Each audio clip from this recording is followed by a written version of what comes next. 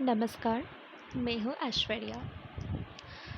तो आज हम पढ़ने जा रहे हैं क्लास 6 एनसीईआरटी हिंदी बुक का जो पहला पोएम आता है वे चिड़िया जो।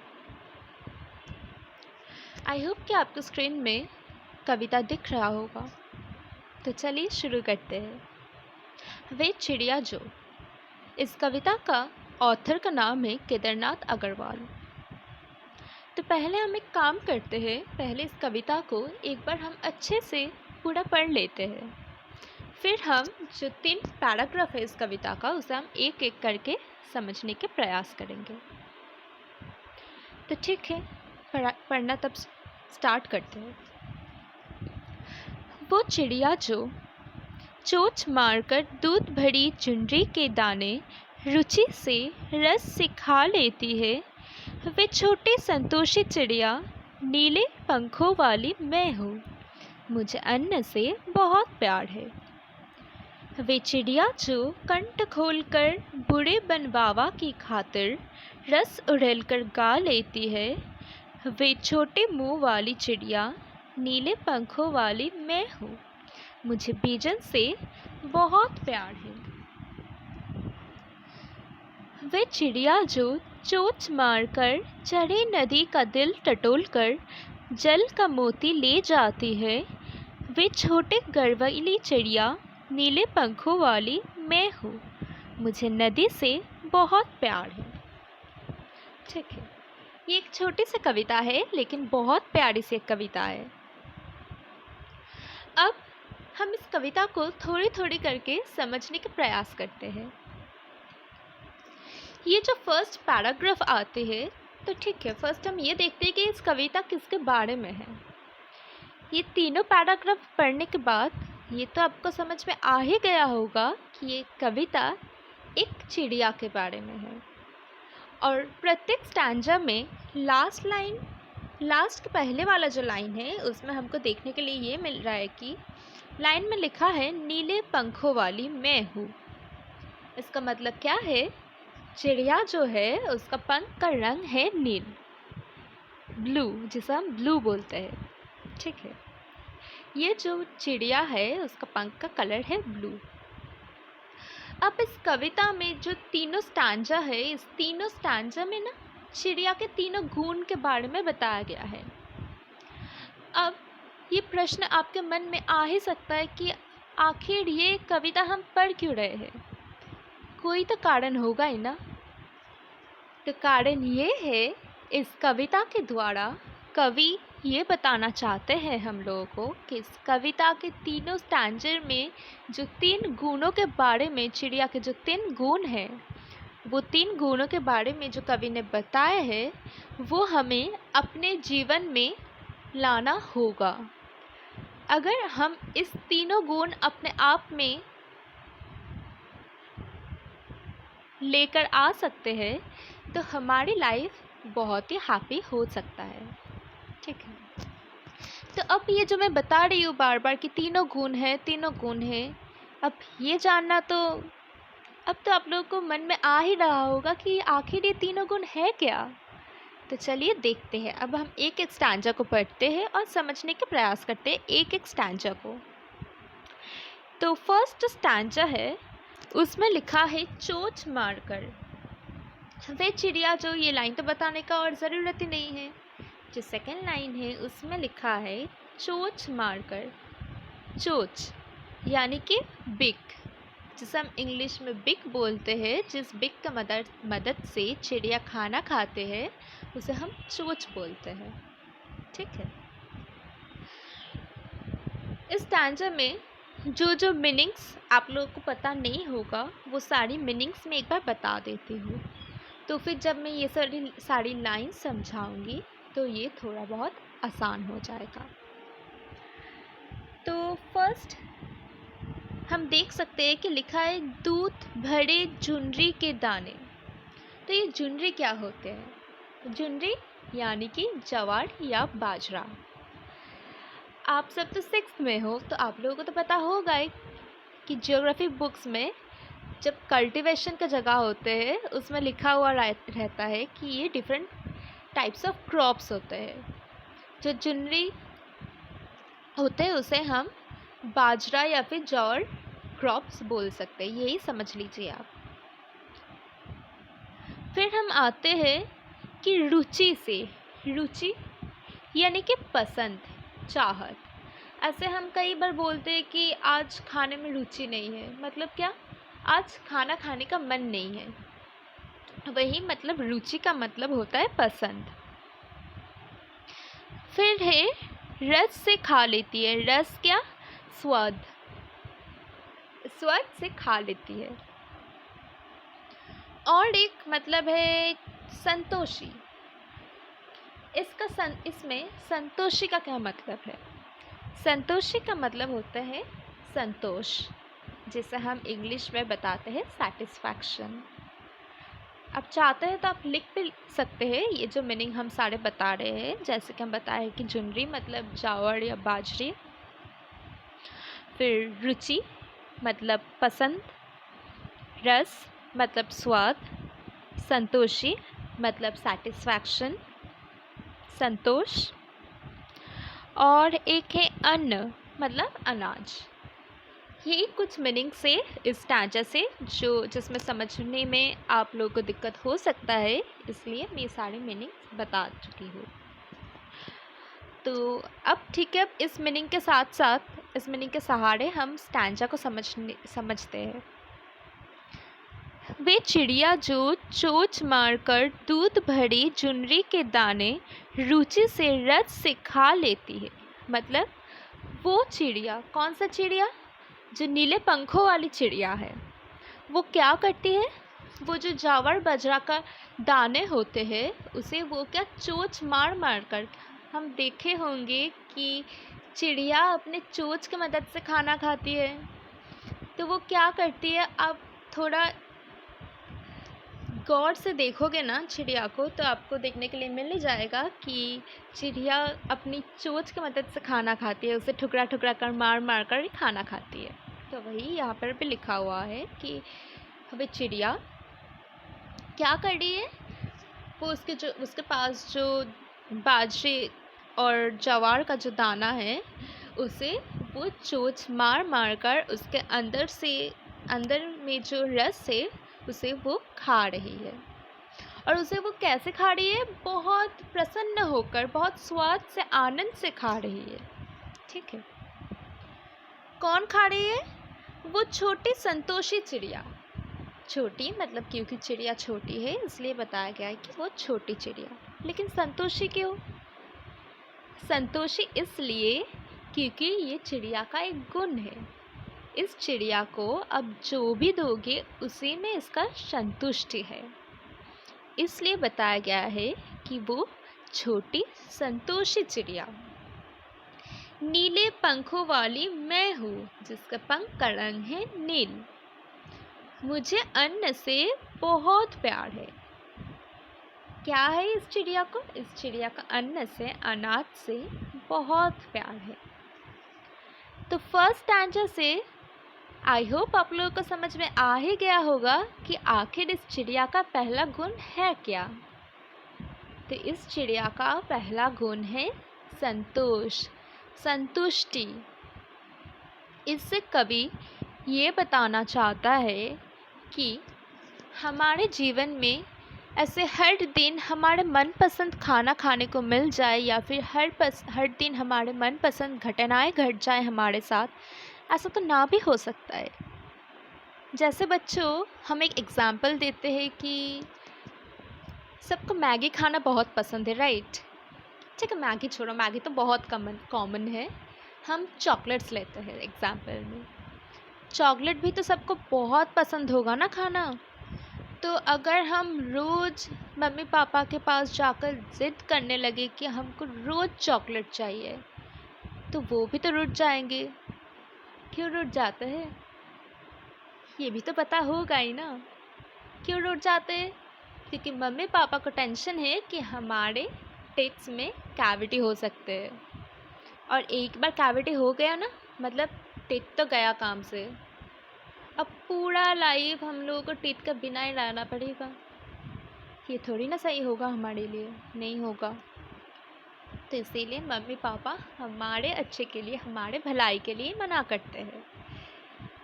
तो हाँ, तो जो मैं बता रही थी एग्ज़ाम्पल, तो ऐसा तो ज़रूरी नहीं कि हमारे पास या फिर हम लोगों को रोज़ चॉकलेट खाने के लिए मिल जाए।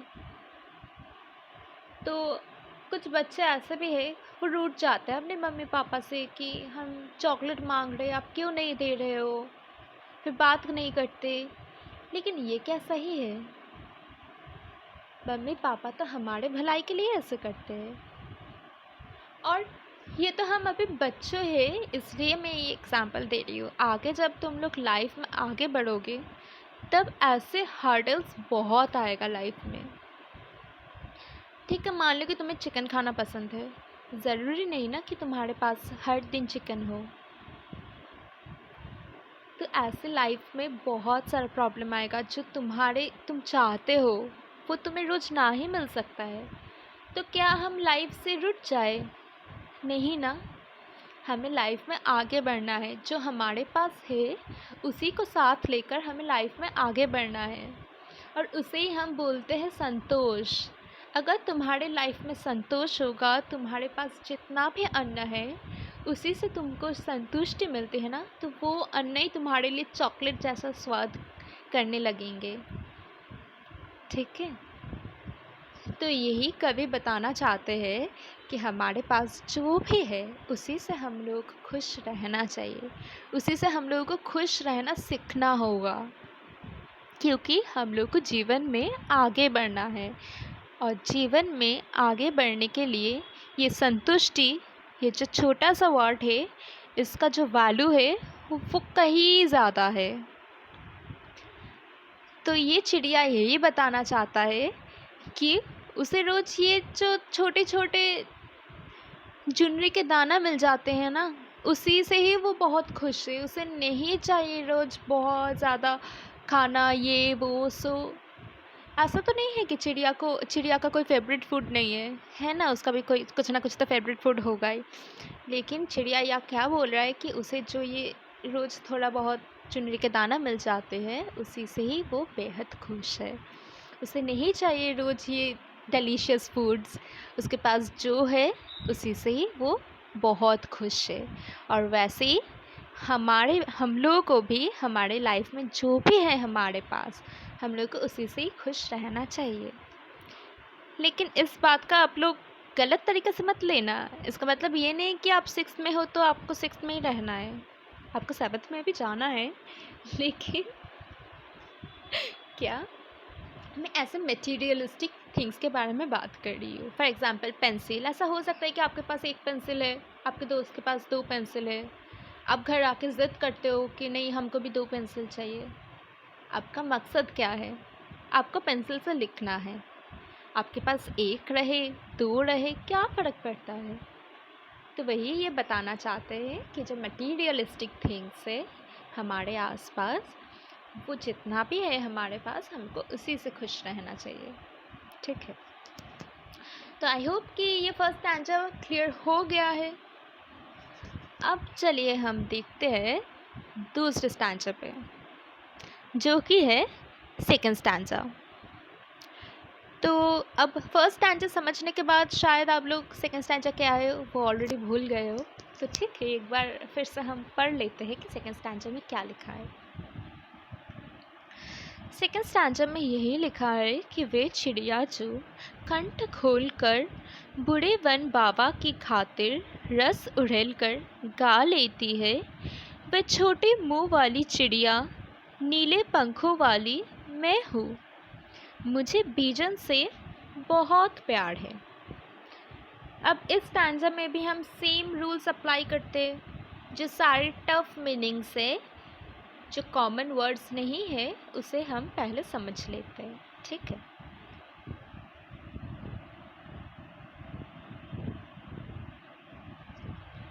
जैसे कि ये कंठ, कंठ यानी कि गला। ये शायद आप लोगों को पता होगा ही, फिर भी मैं एक बार बता देती हूँ। कंठ यानी कि गला। ये भी सारे मीनिंग्स अगर आप लोगों को लग रहा है कि याद नहीं रहेगा, तो आप लोग लिख सकते हो। फिर आते बन, बन यानी कि यहाँ पर लिखा है बन वावा की खातिर। बन यानी कि जंगल। जंगल का जो शब्दार्थ है वो है बन। उसके बाद है रस उड़ेल कर। रस उड़ेल कर मतलब बहुत ही मीठे स्वर में। रस मतलब जो हमारे गला में जो रस होती है, मतलब बहुत ही मीठे स्वर से, जो हमारी ध्वनि है, जो हमारी ध्वनि है बहुत ही मीठी वाली ध्वनि में। फिर आते हैं मूंगफली मतलब चिरपरिचित, जिसे हम बहुत दिनों से जानते हैं, उसे हम बोलते हैं मूंगफली। और लास्ट लाइन में लिखा हुआ है बीजन। बीजन का मतलब होता है एकांत, सुनसान। जैसे कि बन, जंगल। जंगल तो हमेशा सुनसान ही होती है ना। अगर आप कहीं जंगल में घूमने जाओगे तो आपको पता चल ही जाएगा कि जंगल कितना सुनसान होती है, कितनी शांति होती है जंगल में। अब मीनिंग्स तो आप लोगों को पता चल गया है, तो देखते हैं, आप स्टार्ट करते इसे समझने के प्रयास करते हैं इस स्टैंजा को। तो लिखा है कि वे चिड़िया जो कंठ खोलकर, मतलब कि अपने कंठ को खोलकर खुली आवाज़ों में बूढ़े बन वावा की खातिर रस उड़ेल कर गा लेती है। जो बन में जो बावा रहती है उसी के खातिर वो अपने गला खोलकर मीठे स्वर से गाती है। किसके खातिर? जो बन में बावा रहती है उसके खातिर। वो छोटी मुंह वाली चिड़िया मतलब वही चिड़िया जिसके बारे में हम अभी पढ़ रहे हैं, नीले पंखों वाली मैं हूँ। फिर से ये लाइन रिपीट किया गया है कि नीले पंखों वाली मतलब उस चिड़िया का पंख का रंग है नील। मुझे बीजन से बहुत प्यार है, मतलब क्या? उसे वो एकांत, शांति, सुनसान जगह, इससे उसे बहुत प्यार है। इस स्टैंजा में ये बताना चाहते हैं कि दूसरे की खुशी के लिए, ये इसमें साफ साफ लिखा हुआ है कि बूढ़े बन बावा की खातिर वो अपने मीठा स्वर से गा लेती है। मतलब क्या? बन में जो बाबा रहते हैं उसी के खातिर वो अपने स्वर से, मीठा स्वर से गाते हैं। और उसे किस में शांति है? उसे सुनसान जगह से शांति है। इस जंगल में ये चिड़िया बहुत दिन से रहती है और ये जगह सुनसान है। क्या हर एक टाइम पे हम लोग को अगर हम लोग को मानो एक सुनसान जगह पे छोड़ दिया गया है, क्या हम लोग को ये सुनसान जगह पे रोज़ रहना पसंद होगा? कोई दोस्त नहीं, कोई बात करने के लिए नहीं, क्या पसंद होगा इतना सॉलिटरिटी? क्या ऐसे हम लोग रोज़ दूसरे की खुशी के लिए जी पाएंगे? नहीं, ह्यूमंस में तो ये क्वालिटी है ही नहीं। तो यही कवि बताना चाहते हैं कि ये चिड़िया दूसरे के खातिर अपना इस मीठी स्वर से गाती ही नहीं, सिर्फ ये जो पूरा सुनसान जंगल है इसमें वो रहती भी है। तो ये चिड़िया जहाँ रहती है, जैसे है वैसे ही उसकी खुशी है। इस स्टैंजा में जो गुण है वो है हैप्पीनेस। हम जहाँ है, जैसे भी है, हमको उसी में खुश रहना होगा, सीखना होगा हम लोगों को। हम लोग कई बार सोचते हैं कि हमारे लाइफ में प्रॉब्लम्स सबसे ज़्यादा है, लेकिन क्या सच में ऐसा है? क्या सिर्फ हमारे लाइफ में प्रॉब्लम्स है और किसी के लाइफ में प्रॉब्लम नहीं है? ऐसा हो सकता है? नहीं ना। तो हमारे लाइफ में जो प्रॉब्लम्स है उससे कई गुना ज़्यादा प्रॉब्लम्स दूसरे के लाइफ में है।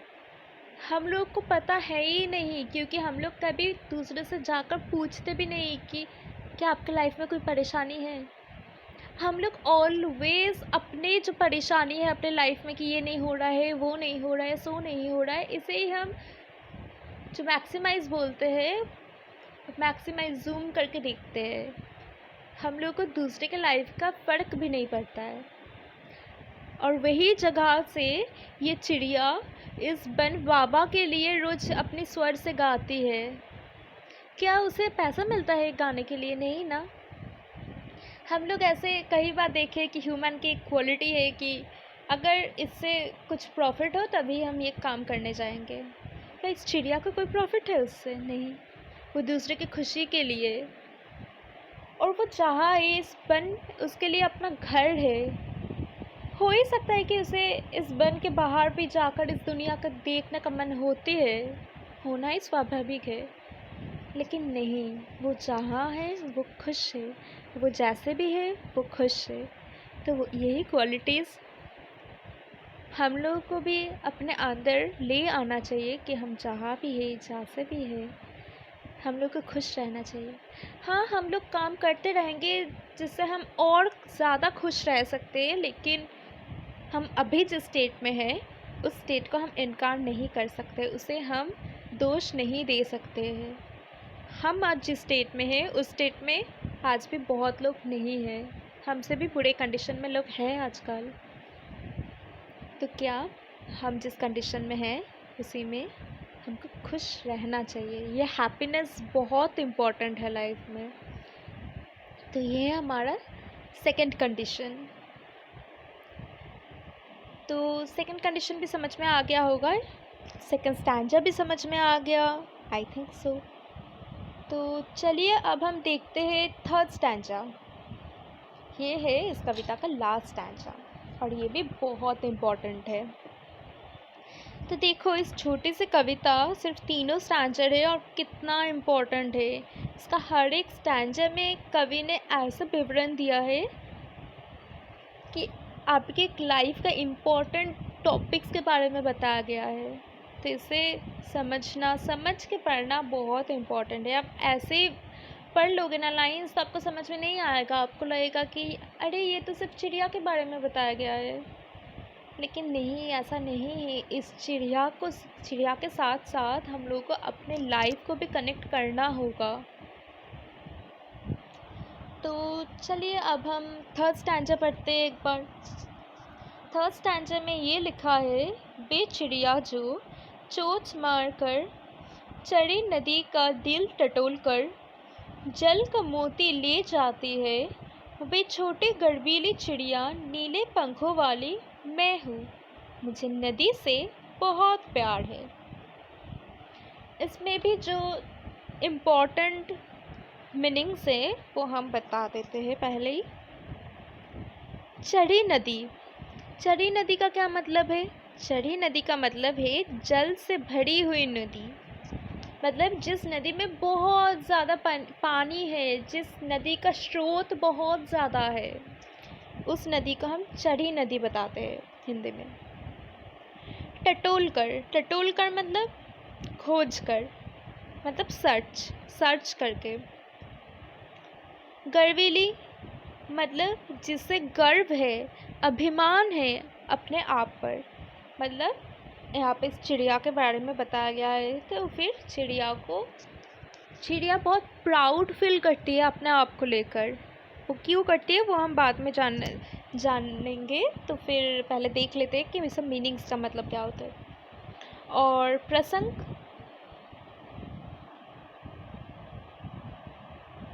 अच्छा सॉरी, तो हो गया है तीनों मीनिंग।